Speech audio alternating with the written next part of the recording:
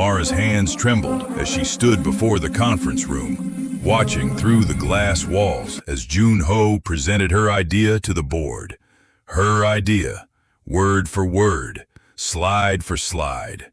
The smile on his face was confident, charming, utterly convincing. She felt her knees weaken, her vision blur. This couldn't be happening. Not after everything. Not after she'd trusted him. The applause that erupted from the boardroom felt like knives piercing her chest, each clap a reminder of how thoroughly she'd been betrayed. But let's go back. Back to when Seoul was still a dream wrapped in hope, and Amara believed that talent and hard work were the only currencies that mattered. 3 months earlier, Amara had pressed her face against the airplane window, watching as Seoul's glittering skyline emerged through the clouds. The city sprawled beneath her like a circuit board, all lights and lines and infinite possibilities. Her heart hammered against her ribs with a mixture of terror and exhilaration. 26 years old, a marketing degree from Lagos, and a job offer from Hanultech, one of South Korea's rising tech companies. She was going to make it. She had to. The taxi ride from Incheon Airport to her apartment in Gangnam had been a sensory overload. Neon signs in Hangul script blazed against the night sky. K-pop blasted from every storefront, and the streets pulsed with an energy that made Lagos seem sleepy by comparison. Her driver had barely spoken English, but his smile had been kind when he'd helped her with her luggage. She'd stood outside her new building, a modern high-rise that still smelled of fresh paint, and thought about her mother's last words at the airport. "You're going so far away, my daughter," her mother had said, tears streaming down her brown cheeks. "Are you sure about this?" Amara had hugged her tight. "Mama, this is my chance. I have to take it." Now, alone in a country where she didn't speak the language, didn't know the customs, and stood out like a flame in a snowstorm, she wondered if her mother had been right to worry. Her first day at Hanultech arrived with autumn rain. Amara had spent 2 hours choosing her outfit, settling on a navy blazer and cream blouse that she hoped struck the right balance between professional and approachable. She'd worn her hair in its natural state, thick coils framing her face, and applied minimal makeup. In the mirror, she'd given herself a pep talk. "You belong here. You earned this. Don't let anyone make you feel otherwise." The Hanultech building was a gleaming tower of glass and steel in the heart of Gangnam's business district. Amara's heels clicked against the marble floor as she entered, and she felt eyes turn toward her immediately. She was used to stares, had grown up with them in Lagos's more homogeneous neighborhoods. But here the attention felt different, more intense, more curious. The receptionist, a young woman with perfect makeup and a crisp uniform, had stared for a full 3 seconds before recovering. "Welcome to Hanultech," she'd said in careful English. "You must be Amara Johnson, please, 5th floor." In the elevator, Amara caught her reflection in the polished doors. She looked confident, she thought, professional, ready. The doors opened, and she stepped into an open-plan office that hummed with activity. Rows of desks stretched before her, populated by workers in business casual attire, most with their eyes glued to computer screens. Slowly, heads began to turn. "You must be our new marketing specialist." The voice belonged to a middle-aged woman with short hair and glasses that magnified her eyes. "I'm Director Kim. Welcome to the team." Director Kim led her through the office, introducing her to what felt like 50 people, whose names Amara knew she'd never remember on the first day. But 3 faces stood out immediately. The first was Jun-ho. He'd been leaning against a desk when they passed, his sleeves rolled up to reveal forearms that suggested regular gym visits. When Director Kim introduced them, his smile had been dazzling, his handshake firm and just a second too long. "Amara," he'd said, testing her name on his tongue. "That's beautiful. Welcome to Hanultech. I think you're going to make things very interesting around here." The second was Dae-jung, who'd barely looked up from his computer, offering only a curt nod. But Amara had caught the way his jaw tightened, the way his fingers paused over his keyboard. He was handsome in a sharp, angular way, with styled hair and an expensive watch. The third was Min-soo, Quiet, sitting alone near the window, he'd given her a small, genuine smile and a polite bow. "Welcome," he'd said simply in English, then returned to his work. There was something calming about him, something that made Amara's racing heart slow just a fraction. Her first week was a blur of orientation meetings, company policy videos, and struggling with the office coffee machine that had instructions only in Korean. She felt the weight of attention constantly. In the cafeteria, conversations would pause when she entered. In meetings, she'd catch people stealing glances. Some expressions were curious, some admiring, some unreadable. Jun-ho had taken to stopping by her desk daily. "How are you settling in?" he'd ask, perching on the edge of her workspace with practiced casualness. "Korea must be very different from Nigeria." "It is," Amara would reply, keeping her tone professional. "But I'm learning. You know, if you need someone to show you around Seoul, I know all the best places." His smile was confident, expectant. "There's this amazing restaurant in Itaewon, very international. You'd feel comfortable there." Amara had learned to deflect gracefully. "That's kind of you. I'm still trying to get my bearings with work first." But Jun-ho wasn't the only one. Dae-jung had started joining their lunch group, though he rarely spoke directly to her. Instead, he'd talk about his recent promotion, his new car, dropping hints about his status with the subtlety of a sledgehammer. When Amara mentioned she was looking for a good phone plan, he'd immediately offered to help, insisting he knew people who could get her the best deal. The attention was flattering at first, then confusing, and finally exhausting. Amara wasn't naive. She knew when men were interested. But this felt different, more performative, like she was a prize to be won rather than a person to be known. Min-soo remained different. He spoke to her the same way he spoke to everyone, with quiet courtesy and genuine interest. Once, when she'd been struggling with a presentation file that kept corrupting, he'd simply walked over, fixed it in 2 minutes, and walked away without fanfare. No lingering, no expectation of gratitude beyond her simple, "Thank you." "He's always been like that," said Ji-won, one of the few female colleagues who'd made an effort to befriend Amara. They were having coffee in the break room, and Ji-won had noticed Amara watching Min-soo work. Quiet, competent, he doesn't play the office games like the others. "Games?" Amara asked. Ji-won glanced around and lowered her voice. "You haven't noticed? Jun-ho and Dae-jung are competing for the regional manager position. Everything is a competition for them. Everything." She paused meaningfully. "And I think you've become the newest scoreboard." The realization settled over Amara like cold water. "That's ridiculous. I'm their colleague." "I know," Ji-won said sympathetically. "But you're also different. Exotic, they'd say, though I hate that word. You stand out, and in their minds, whoever wins your attention wins status." She sipped her coffee. "Just be careful, Amara. Office politics here can be complicated." The warning proved prophetic.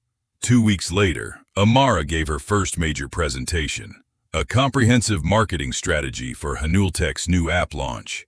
She'd worked on it for days, incorporating market research, demographic analysis, and creative campaign concepts. Standing before the conference room full of senior management and team members, she felt her nervousness transform into excitement. This was her moment to prove herself. She clicked through her slides, her voice steady and clear. The key demographic isn't just young professionals. It's young professionals who value authenticity and personal connection. Our campaign should reflect that. I propose a series of user-generated content initiatives, influencer partnerships that feel genuine rather than sponsored, and a social media strategy that prioritizes engagement over follower count. The room was silent when she finished. Director Kim's face was unreadable. Then slowly, Manager Park began to nod. "This is innovative," he said, "different from our usual approach, but that might be exactly what we need." Others chimed in with questions, suggestions, approval. Amara felt herself glowing. As the meeting ended, colleagues approached her with congratulations. Jun-ho was particularly enthusiastic. That was incredible, he said, his hand finding the small of her back. You have real vision, Amara. We should definitely discuss this further. Maybe over dinner? She stepped away from his touch politely. Thank you, but I'm pretty exhausted. Maybe another time. Dae-jung intercepted her before she could leave. Impressive presentation. You know, I have connections with several influencer agencies. I could introduce you, help you make this happen. That would be helpful, Amara said carefully. Let's set up a meeting to discuss it properly. Min-soo caught her eye as she gathered her materials. He gave her a small thumbs up and a genuine smile. No words needed, just acknowledgement. Somehow, that felt more valuable than all the elaborate compliments. That evening, Amara called her best friend back in Lagos. Kioma, I think I actually did it. I think I'm making this work. Of course you are. Kioma's voice crackled through the phone. I never doubted you. So, have you met any cute Korean boys yet? Amara laughed. Girl, that's the least of my concerns right now. But have you though? There are some guys at the office who've been attentive. Attentive how? Good attentive or creepy attentive? Amara paused. I'm not sure yet. The company retreat came a month later. Hanultek rented a resort in the mountains, 2 hours outside Seoul, for a weekend of team building and strategic planning. The bus ride there was rowdy, with colleagues singing karaoke and passing around bottles of soju. Amara sat with Ji-won, watching the city give way to forests painted in autumn colors. Have you been to a Korean company retreat before? Ji-won asked. This is my first. They can get wild, lots of drinking, lots of forced fun activities, and lots of people saying things they'll pretend not to remember on Monday. Ji-won grinned. Just pace yourself with the soju. The resort was beautiful, traditional Korean architecture nestled among mountains. After checking into their rooms, the group gathered for dinner, a massive spread of grilled meat, kimchi, and side dishes. Amara found herself seated between Junho and manager Park, with Dae-jung directly across from her. The soju flowed freely. Toasts were made to the company, to successful projects, to teamwork. Junho kept refilling Amara's glass, despite her protests. Come on, you have to drink when someone toasts you. It's Korean culture. I'm already feeling it, she said, but smiled and took another shot. The alcohol warmed her, loosened the tension she'd been carrying for weeks.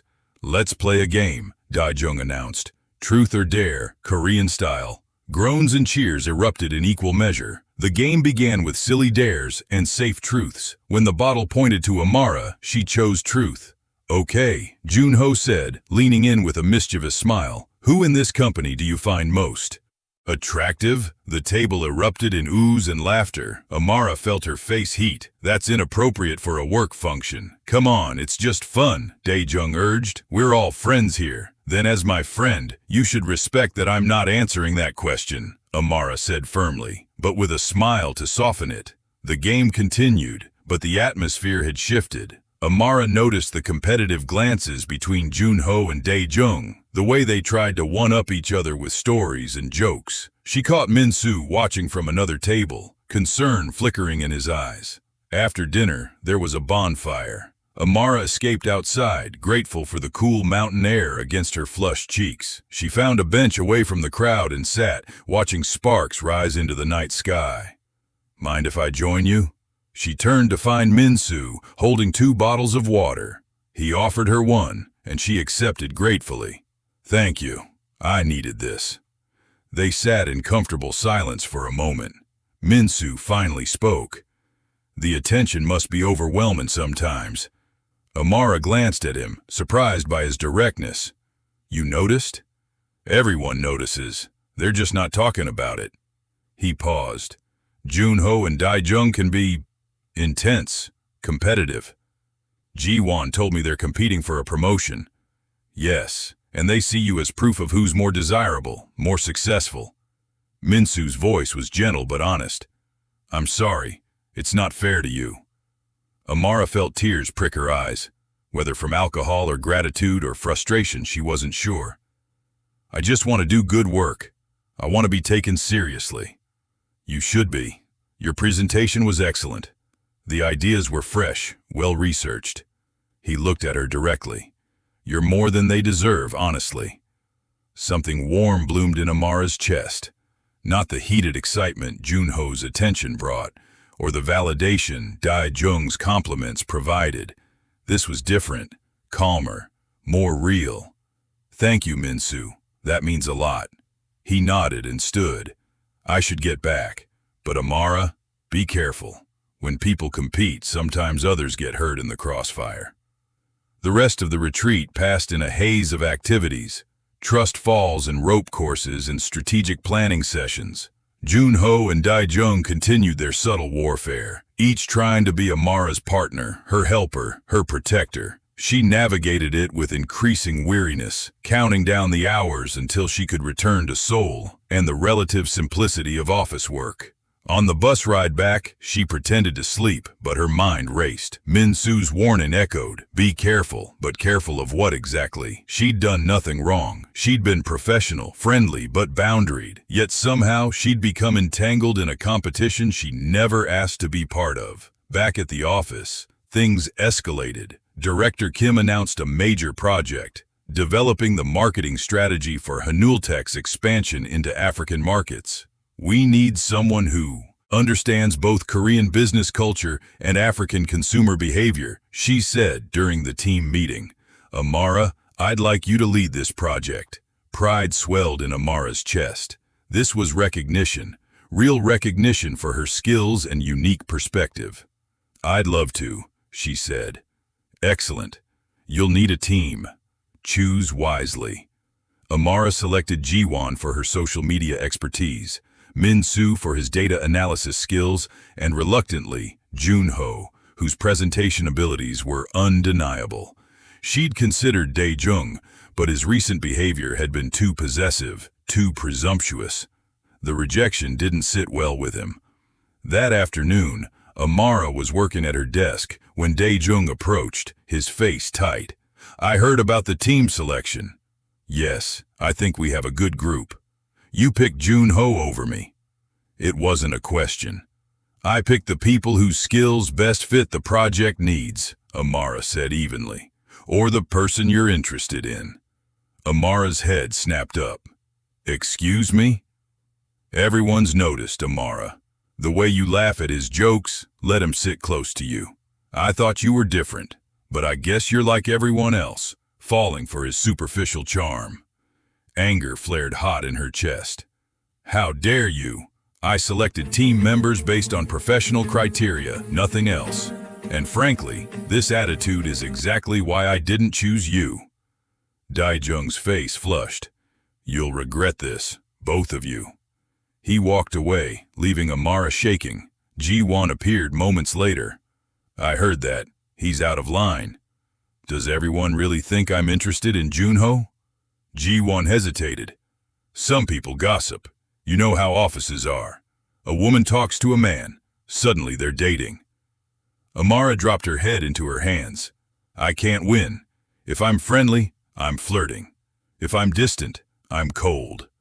Welcome to being a woman in corporate Korea, Jiwon said sympathetically.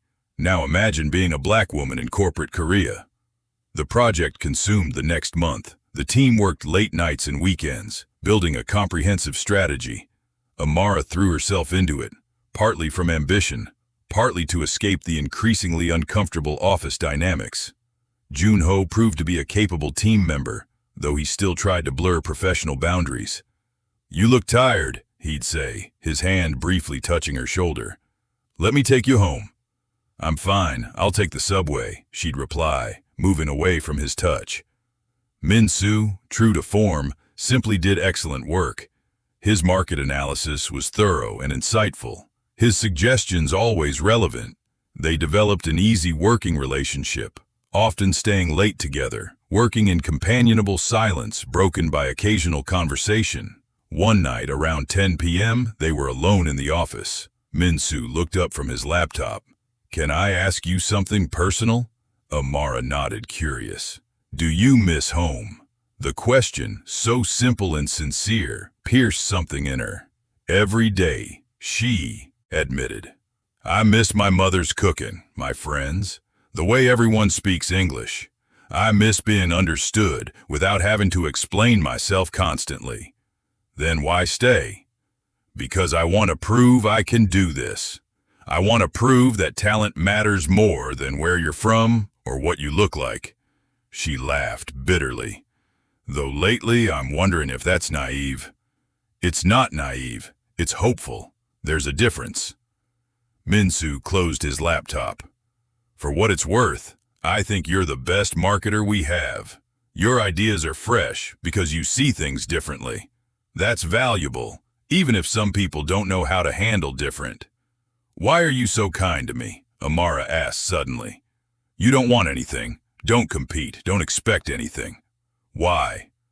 Minsu was quiet for a long moment. Because you deserve kindness. And because I know what it's like to feel like an outsider. You? But you're Korean, in Korea. I'm gay, Amara, in a conservative corporate culture where people rarely come out. His voice was steady but soft. I've spent years being invisible, keeping parts of myself hidden. I recognize the loneliness of being different, even if our differences aren't the same. Amara felt tears well up. Thank you for trusting me with that. Thank you for seeing me as a person, not a potential conquest. He smiled sadly. It's rarer than you'd think. They worked in silence after that, but it felt deeper, more connected. Amara realized Minsu had become her only real friend at Hanul Tech.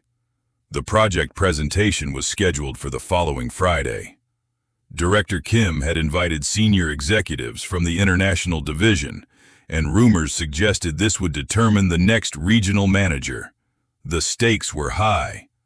Amara and her team practiced relentlessly. The night before, Junho suggested they meet at his apartment to do a final run-through. Amara hesitated, but Jiwon and Minsu would be there too, so she agreed. Junho's apartment was sleek and modern, all clean lines and expensive furniture. They spent 2 hours perfecting the presentation, and when they finished, Jiwon and Minsu left together, saying they had dinner plans. Amara gathered her things to leave, but Junho stopped her. Stay for one drink? To celebrate our hard work?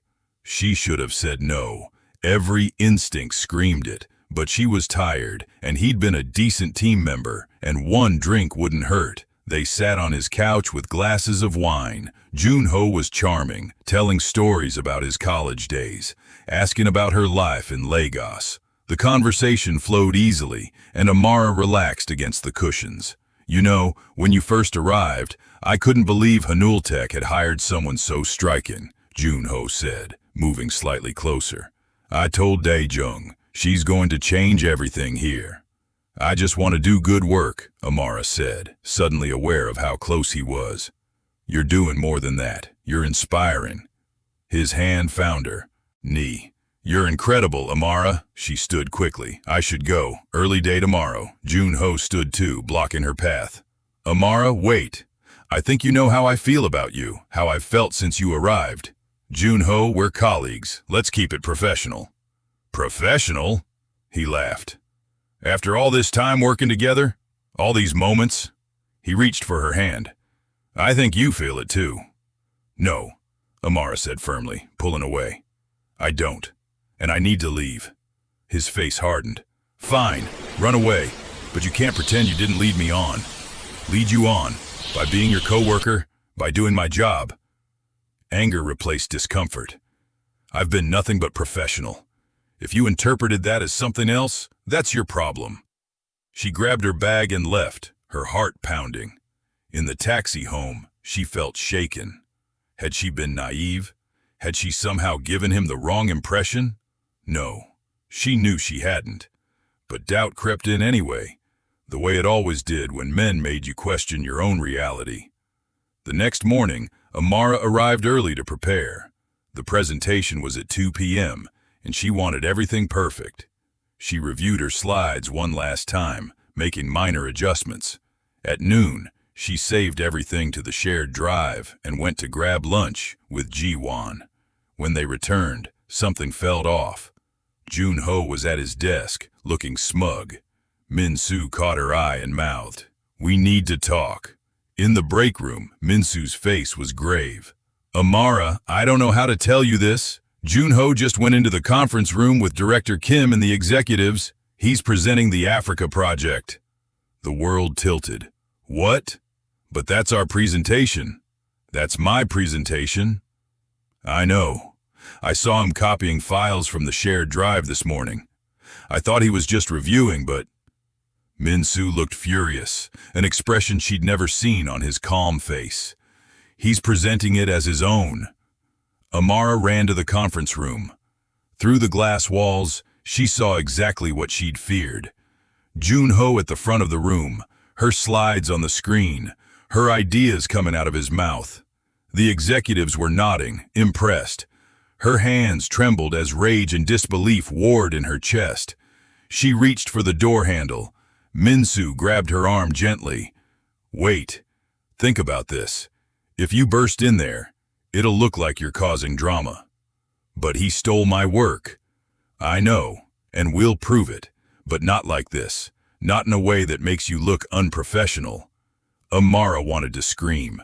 She watched Jun-ho gesture confidently at a slide about Nigerian market demographics, research she'd spent weeks compiling. The executives were eating it up. Director Kim was smiling. When the presentation ended, applause filled the room. Jun-ho shook hands, accepted congratulations, basked in praise that belonged to her. Amara felt like she might vomit. She was at her desk, staring blankly at her computer, when Jun-ho returned. He walked past with a satisfied smile. "Great presentation, wasn't it?" he said casually. "Team effort." "You stole my work." Her voice was low, shaking. "I presented our team's work. There's a difference." He leaned closer, his voice dropping. "You should have been nicer to me last night, Amara. Things might have gone differently." The implication hit her like a slap. This was retaliation, punishment for rejecting him. "You're disgusting," she said. "I'm successful. There's a difference." He straightened. "By the way, Director Kim wants to see you. Something about inappropriate team dynamics." Amara's blood ran cold. In Director Kim's office, she faced accusations she couldn't believe were happening. "There have been complaints," Director Kim said, her expression troubled, "about your behavior with Jun-ho. Some colleagues have expressed concern about romantic involvement affecting team dynamics." "What? That's not true. If anything, he's been inappropriate with me." "That's not what I've heard. Multiple people have reported seeing you two together outside work, spending evenings at his apartment." "We were working on the presentation, the one he just stole from me." Director Kim's expression hardened. "Amara, I understand you're upset about not being able to present today, but making accusations of theft is serious. Jun-ho brought his materials to me, showed me his work process. Everything was his own, because he copied mine. Check the file metadata, the timestamps. I don't appreciate your tone. Perhaps the pressure has been too much for you. Maybe you need some time off." Amara realized with horror what was happening. Jun-ho had set her up perfectly. He'd isolated her, stolen her work, and now was making her look like a scorned woman making false accusations. And people were believing him because she was the outsider, the one who didn't fit. "I don't need time off. I need you to investigate this properly. I think it's best if you take the rest of the week off. We'll discuss this matter when everyone has had time to calm down." Amara left the office feeling like she was walking through a nightmare. At her desk, she found colleagues whispering, watching her. Dae-jung smirked from across the room. Ji-won looked sympathetic but scared to approach her. Only Min-soo came to her. "I'm so sorry. I tried to tell Director Kim what I saw, but she dismissed it. They think I'm lying. They think I'm some jealous woman making up stories." Tears finally came, hot and angry. "How did this happen? I did everything right." "You did. This isn't your fault." Min-soo's voice was fierce. "Jun-ho is manipulative, and he's using everyone's biases against you. The foreign woman, the outsider, must be the problem. It's easier to believe than questioning one of their own. What do I do? Fight, but smartly. Don't let him win by making you quit. Amara took the forced time off, but she didn't rest.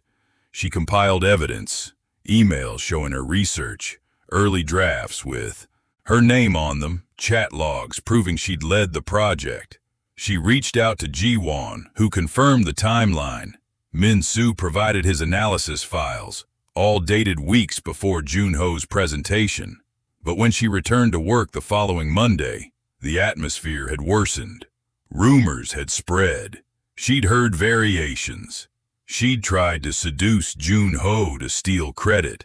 She'd been sleeping with multiple coworkers. She was playing the race card to avoid accountability. The whispers followed her everywhere. In the bathroom, conversations stopped when she entered. In the cafeteria, people moved away from where she sat. Even Ji-won was distant, scared of being associated with the scandal. Amara felt herself crumbling.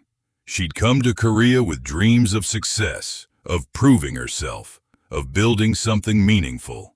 Instead, she was isolated, accused, and watching a man take credit for her work while she was painted as the villain.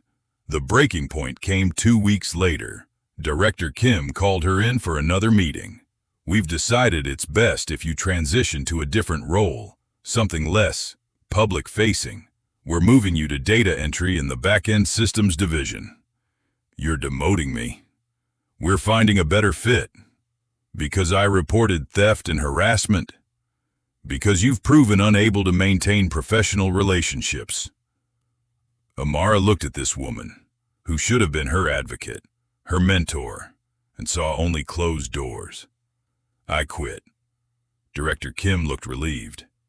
"That might be best for everyone." Amara cleaned out her desk in silence. 3 months of work, of hope, of trying to belong, packed into a cardboard box. Most colleagues avoided her eyes. Dae-jung watched with satisfaction. Junho wasn't even there to see his victory. Only Min-soo approached. "Amara, wait." She couldn't look at him. If she did, she'd fall apart completely. "I can't stay here. I can't keep fighting." "I know. I understand." He pressed something into her hand. "But before you give up completely, read this." It was a USB drive. Amara looked at him questioningly. "Everything I could find. Documentation of Junho's plagiarism. Records of complaints about his behavior that were dismissed. Witness statements from people willing to talk anonymously. It's not enough to change Director Kim's mind, but it might be enough for other purposes." "Why are you doing this?" Min-soo's eyes were sad, but determined. "Because you deserved better, and because someone should fight for you when you're too tired to fight for yourself." Amara made it home before the tears came. She called her mother, sobbing so hard she could barely speak. "Mama, you were right. I should have stayed home. I can't do this." Her mother's voice was gentle. "Baby girl, listen to me. You're going to cry tonight. You're going to feel defeated.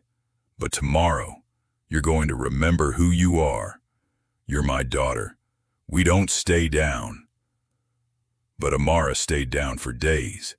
She barely left her apartment, subsisting on delivery food and ignoring messages. The only person she responded to was Min-soo, who checked in daily with simple texts. "Still here? Not giving up on you." On the 4th day, she finally opened his USB drive. Inside were folders of evidence, meticulously organized. But there was also a video file, labeled, "For when you're ready." She clicked it. Min-soo's face appeared on screen. "Amara, I'm recording this because I need you to hear something. When you first arrived at Hanul Tech, I noticed you immediately. Not because you were different, though you were, but because you were genuine. In an office full of people playing games, you were just yourself. That scared some people, threatened others, but it inspired me." He paused, choosing his words carefully. "I've watched you navigate impossible situations with grace. I've watched you try so hard to fit in, to be accepted, to prove yourself. And I need you to know that you already proved yourself. Your work was brilliant. Your ideas were innovative. What happened to you wasn't about merit. It was about small, insecure people protecting their territory. Tears streamed down Amara's face as he continued. Junho will probably get the promotion. He'll claim your work as his career highlight. And for a while it will seem like he won. But Amara, he didn't win. He cheated.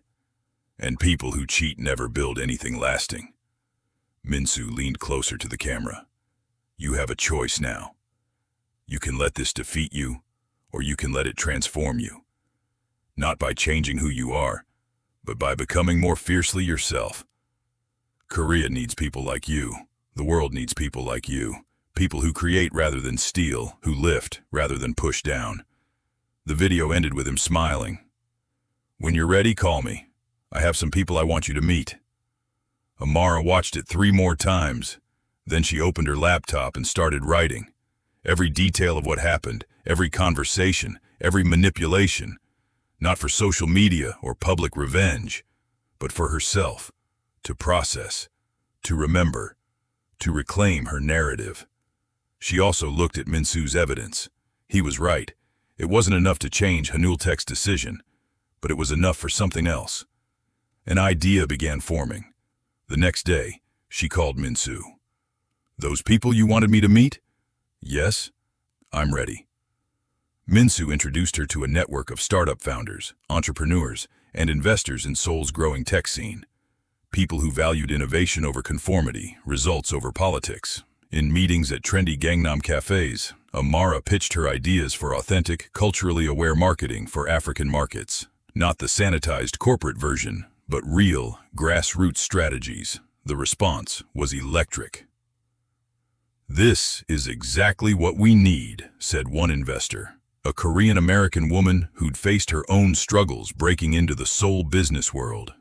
The corporate giants are so focused on playing it safe, they're missing massive opportunities. Within 2 months, Amara had secured seed funding. Within 4, she'd registered her own consulting firm, Bridge Marketing. The name represented her mission, building bridges between cultures, between innovation and tradition, between who companies were and who they could become.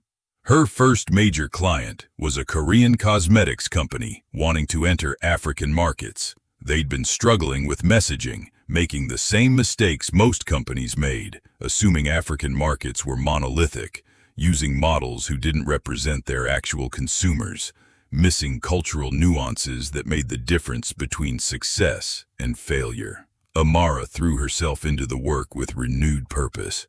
Every early morning and late night felt different now because she was building something hers. Every challenge was hers to solve, every success hers to claim. Minsu joined her firm part-time, handling data analytics while keeping his day job. Someone needs to make sure you remember to eat, he'd joke. Jiwon eventually reached out, apologetic and ashamed. I should have stood by you. I was scared of losing my job, and I let that make me a coward. Amara had been hurt, but she understood fear. You can make it up to me by being honest from now on. No more silence when silence protects the wrong people. Ji-won became Bridge Marketing's first full-time employee, bringing her social media expertise and, more importantly, her commitment to doing things differently. 6 months after leaving Hanultek, Amara's firm was thriving. They'd successfully launched campaigns for 3 companies, each one exceeding targets. Articles started appearing in Korean business publications about the innovative Nigerian consultant disrupting traditional marketing. The attention was different this time, not about how she looked, but what she'd built. Then came the call she'd been half expecting, half dreading.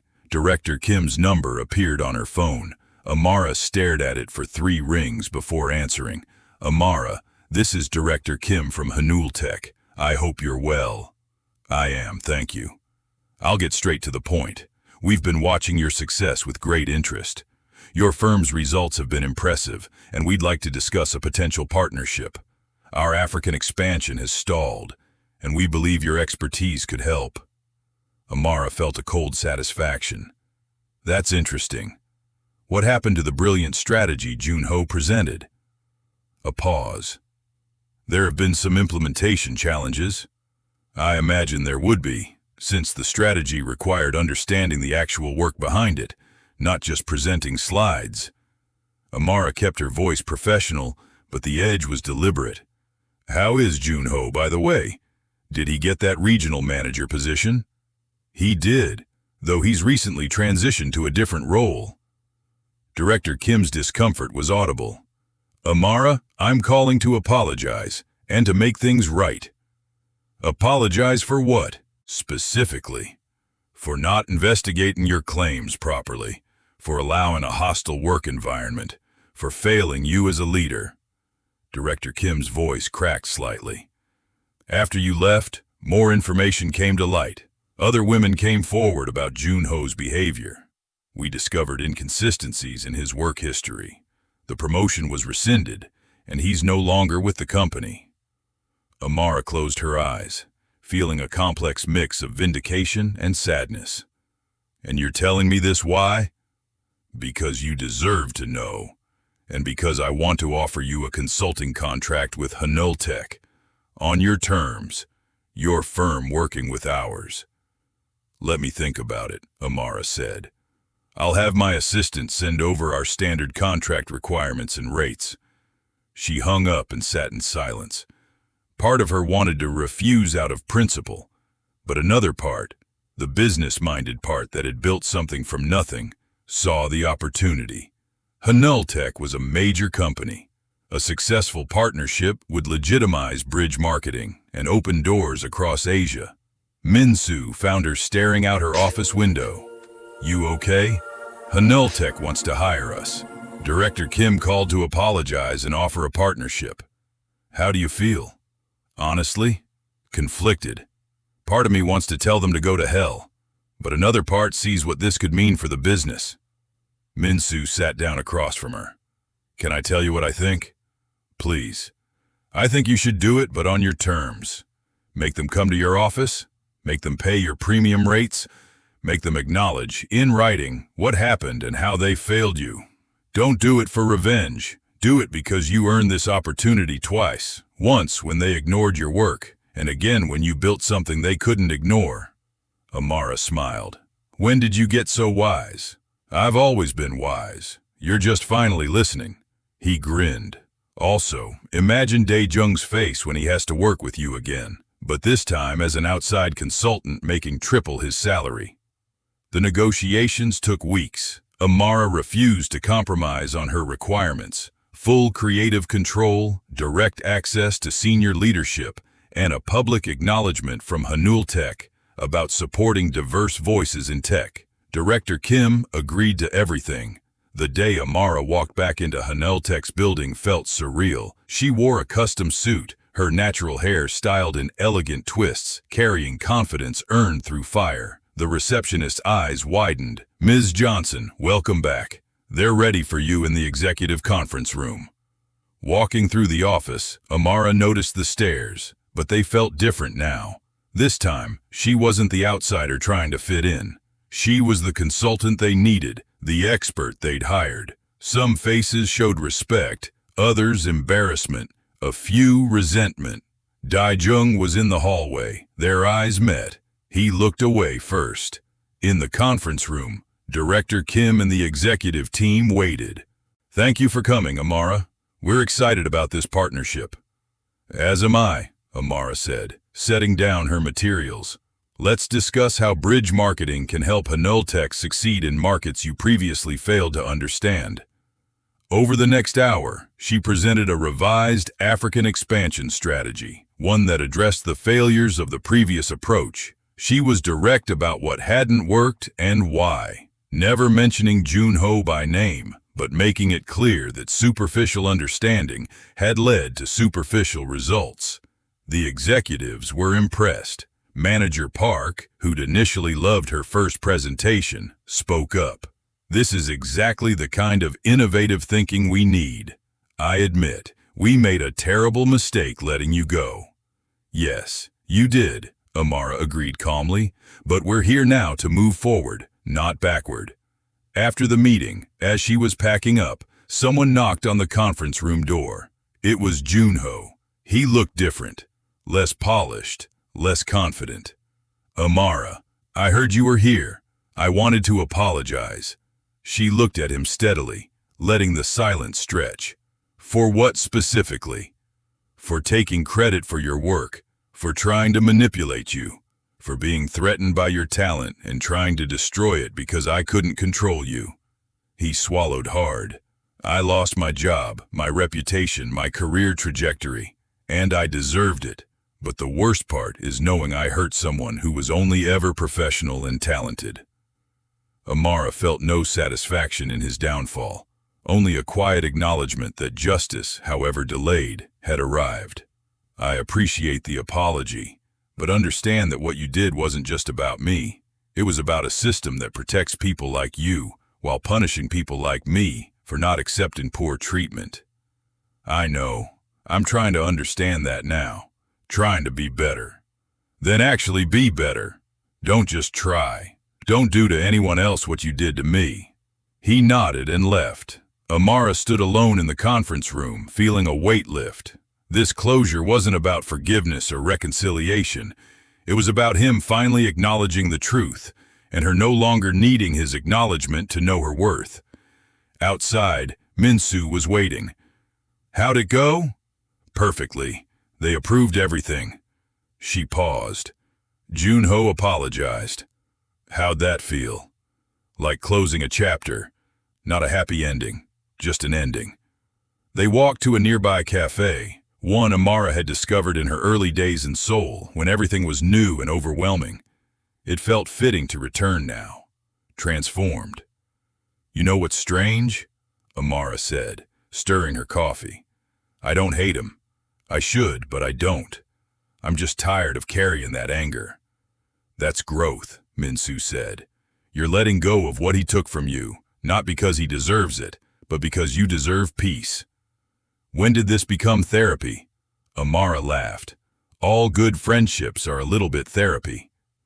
Over the next year, Bridge marketing grew exponentially.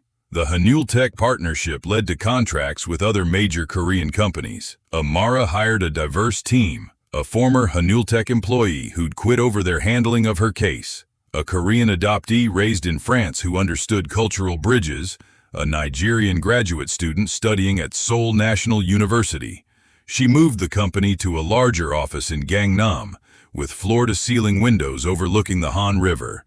The walls displayed artwork from African and Korean artists, a visual representation of her mission. Jaewon had become her head of social media, creating campaigns that went viral for their authenticity. Minsu was now her full-time COO, having finally left Hanultech. "Life's too short to stay somewhere that doesn't value good people," he'd said, when he handed in his resignation. One afternoon, Amara received an email from a university student. "Dear Ms. Johnson, I'm a Nigerian student studying business in Seoul. I heard your story and it gave me courage when I wanted to quit and go home. Can I interview you for my thesis on foreign entrepreneurs in Korea?" Amara met her the following week at a cafe. The young woman, a daze, reminded Amara of herself a year ago. Hopeful, scared, determined. They talked for 3 hours about the challenges, the loneliness, the microaggressions, but also the opportunities, the growth, the pride of building something meaningful. "Do you have any regrets?" Adazi asked. "About coming here? About everything that happened?" Amara thought carefully. "I regret that I had to go through what I went through. I regret that the system protected someone who hurt me. But I don't regret coming here, and I don't regret fighting. Because the alternative would have been living with the belief that I wasn't strong enough, smart enough, good enough, and I am all of those things. What advice would you give someone like me? Know your worth before anyone tries to define it for you. Build a support system, document everything, and understand that being different isn't a weakness to overcome. It's a perspective to leverage." Amara smiled. "Also, find your Minsu. Find the people who see you as a person, not a conquest or a competition or a problem. Those people are rare and precious. News of Bridge Marketing's success spread. Amara was invited to speak at conferences about cultural intelligence in marketing, about building businesses as a foreigner in Korea, about turning adversity into opportunity. Each time she told her story, she saw heads nodding, people taking notes, women of color especially watching with intense recognition. After one conference, a Korean woman in her 50s approached. "I'm a CEO of a mid-sized company. 20 years ago, I faced similar treatment as one of the few women in leadership. I stayed silent, played their games, survived. Watching you refuse to do that, watching you succeed anyway, it makes me wish I'd been braver." "You survived," Amara said gently. "That took its own kind of bravery. We each do what we can with what we have." 2 years after leaving Hanultech, Amara stood in her office preparing for the biggest presentation of her career. A consortium of Korean companies wanted to hire Bridge Marketing for a Pan-African expansion strategy worth millions. The contract would establish her firm as the leading cross-cultural marketing consultancy in East Asia.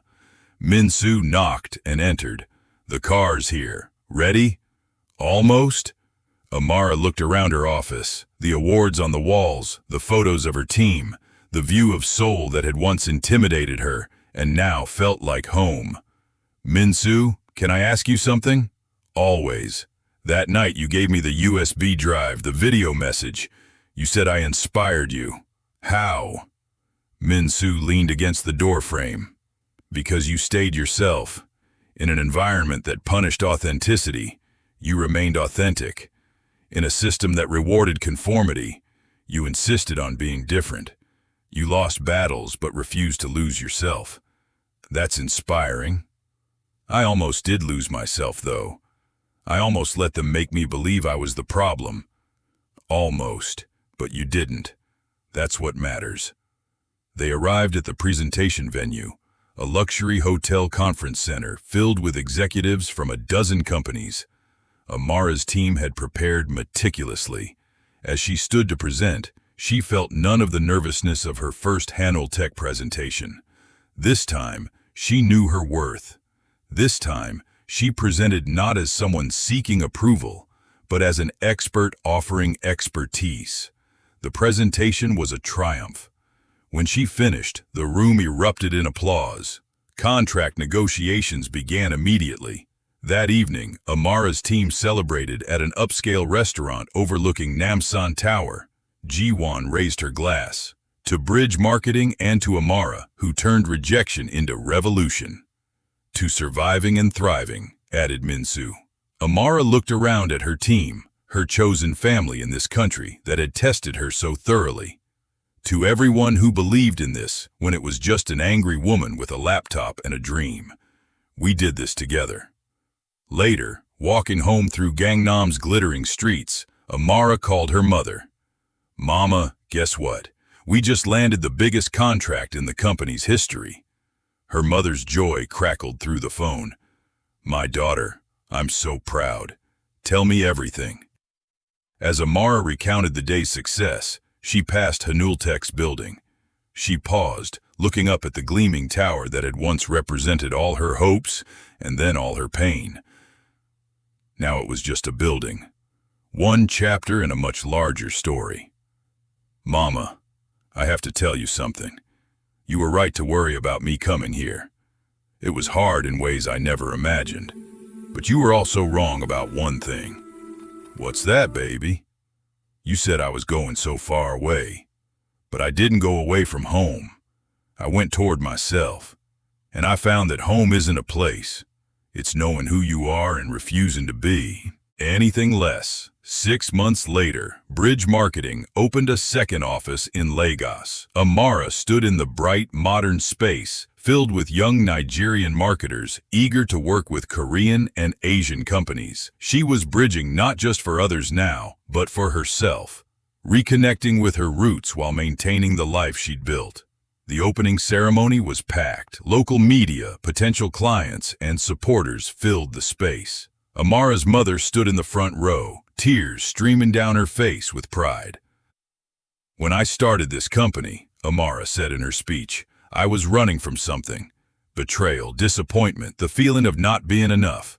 But somewhere along the way, I stopped running from and started running toward purpose, toward authenticity, toward building something that reflects not just what the market needs, but what the world needs. More understanding, more connection, more bridges." She paused, looking directly at her mother. "Someone once asked me if I regretted coming to Korea, if I regretted everything that happened. Here's my answer. I regret the people who tried to diminish me, but I don't regret the experience that expanded me. Pain is the price we pay for growth, and I've grown in ways I never imagined." The audience applauded. After the ceremony, as people mingled and networked, Amara found a quiet corner with Min-soo, who'd flown in for the opening. "Look at what you built," he said, gesturing at the bustling office.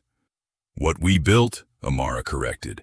"I couldn't have done this without you, without your evidence, your support, your belief when I'd lost my own. You would have found another way. That's who you are." "Maybe, but I'm glad I didn't have to find out." She smiled. "Thank you, Min-soo, for seeing me when I was invisible, for hearing me when I was silenced, for standing with me when standing alone would have been easier. That's what friends do." Later that night, Amara sat alone in her hotel room in Lagos, looking out at a city that would always be part of her, even as Seoul had become home too. She opened her laptop and began writing an email to Adaze, the student she'd mentored, who was now starting her own venture. "Dear Adaze," she typed, "by the time you read this, you'll probably be facing your own battles. The world isn't kind to women who dare to be ambitious, especially women like us, who dare to be ambitious in spaces we weren't traditionally welcome. You'll face people who try to diminish you, systems that try to defeat you, moments when you'll wonder if you're strong enough. Here's what I want you to know. You are strong enough. Not because you won't break, you will, sometimes, but because you'll put yourself back together, and each time you do, you'll be rebuilt stronger, wiser, more yourself. They wanted me to be less visible, less confident, less successful. And by refusing to be less, by insisting on being more, I found not just success, but meaning. That's what I wish for you. Be the girl they all wanted but couldn't control. Be the woman they didn't know they needed until you showed them. Be unapologetically yourself, even when it's uncomfortable for others. Especially when it's uncomfortable for others. And when you win, and you will, remember those who helped you. Build bridges for others, the way others built them for you. That's how we change the world. One bridge, one connection, one act of courage at a time. With love and solidarity, Amara." She hit send and closed her laptop. Through the window, Lagos sprawled before her, vibrant and alive. Tomorrow she'd return to Seoul, to Bridge Marketing's headquarters, to the life she'd built from the ashes of defeat. The girl they all wanted had become the woman nobody could ignore. And more importantly, she'd become someone she was proud to be. The story that began with trembling hands watching someone steal her dreams had transformed into a story of resilience, redemption, and revolution. Not a revolution of anger or revenge, but of refusing to let others define her worth, her story, or her future. Amara smiled at her reflection in the dark window. She'd come to Seoul searching for opportunity and found something far more valuable: herself. The real, uncompromising, unapologetic version that had been there all along, waiting for the courage to emerge. And that girl, that woman, was just getting started.